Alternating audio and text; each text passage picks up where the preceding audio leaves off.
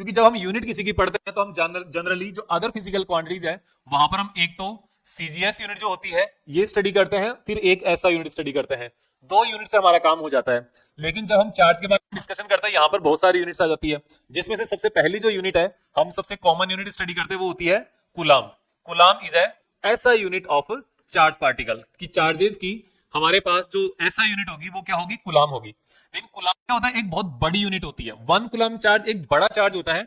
इतना charge generally हम किसी एक ऑब्जेक्ट्स के ऊपर नहीं मिल पाता, तो हम यहाँ पर इसकी ऑब्जेक्ट्स के लिए, न्यूमेरिकल्स के लिए हम छोटी यूनिट्स काम में लेते हैं, जिनकी यूनिट्स की वैल्यूज होती है milli coulomb equals to 10⁻³ coulomb, micro coulomb काम में आता है 10⁻⁶ कूलाम, फिर एक नैनो कूलाम काम में आता है 10⁻⁹ कूलाम। ये जो यूनिट्स है ये तो इसकी जनरल एक यूनिट है जो हम प्रैक्टिकली काम में लेते हैं न्यूमेरिकल के लिए। और वैसे भी इतना ही चार्ज मिलता है हमें जनरली, जो हमारे आसपास में जो कैपेसिटर वगैरह होते हैं, कोई चार्ज ऑब्जेक्ट होते हैं उनके ऊपर।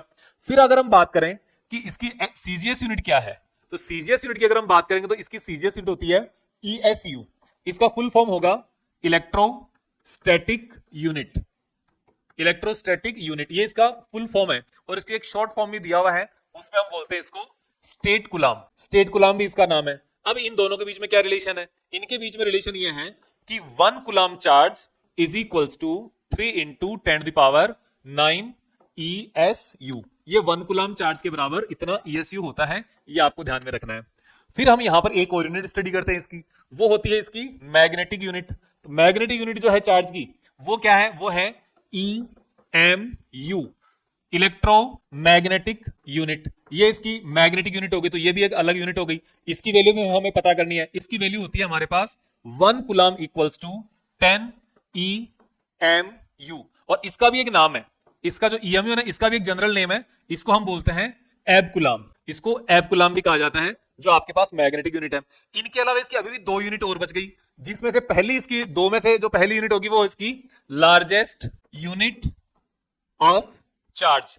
लार्जेस्ट यूनिट क्या होती है इसकी, लार्जेस्ट यूनिट होती है, यहां पर अगर आप बात करोगे तो फेराडे। फेराडे होती है, और 1 faraday is equals to 96,500 coulomb.